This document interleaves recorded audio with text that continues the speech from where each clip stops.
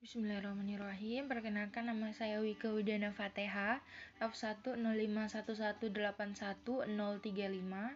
Saya dari Pendidikan Fisika. Di sini saya akan menjelaskan tentang sistem penglihatan pada manusia. Sebelum saya menjelaskan lebih jauh tentang sistem penglihatan pada manusia, di sini saya mau memberitahu dulu apa pengertian dari sistem penglihatan. Jadi, sistem penglihatan itu sendiri ialah bagian dari sistem indera yang membuat organisme mampu melihat. Sistem penglihatan menafsirkan bahwa informasi dari cahaya untuk mendirikan representasi di sekeliling tubuh. Nah, untuk sistem penglihatan ini, mata merupakan alat utama dalam sistem ini.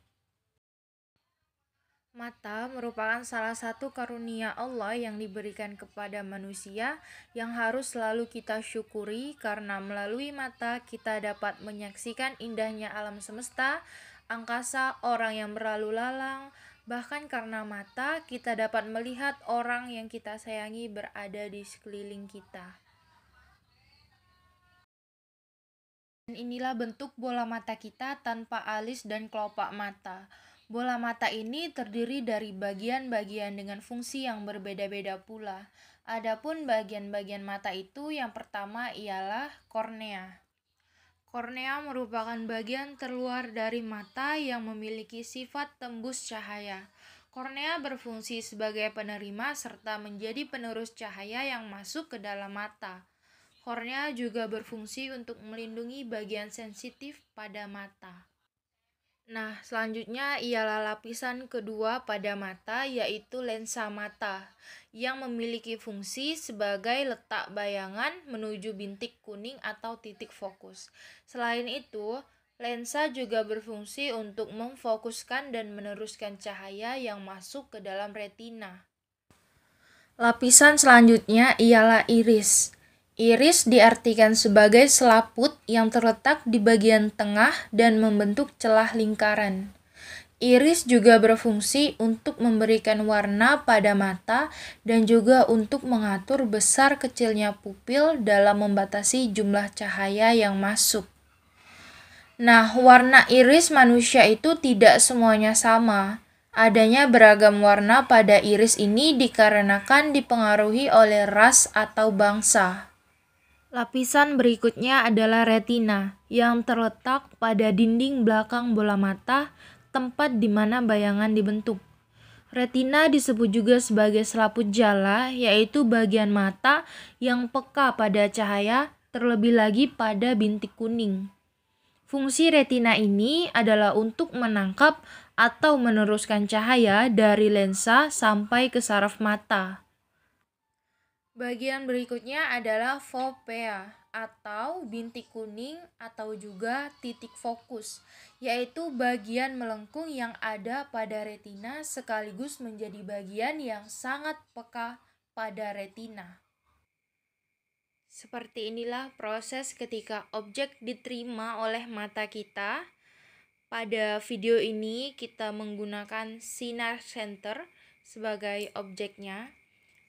Nah, ketika cahaya masuk ke mata melalui kornea, cahaya tersebut diteruskan oleh lensa menuju ke fovea atau bintik kuning yang diteruskan kembali oleh saraf optik menuju otak.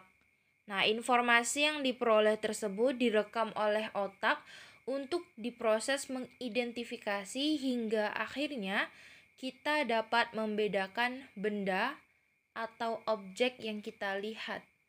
Nah, begitulah proses penglihatan yang terjadi ketika kita bisa melihat dan mengenali sebuah objek. Namun, ketika benda jatuh di titik fokus atau fovea, maka terjadi penglihatan yang tidak normal, yaitu rabun jauh. Rabun jauh dapat dikoreksi dengan menggunakan lensa cekung yang akan membantu bayangan benda dapat diterima langsung pada titik fokus.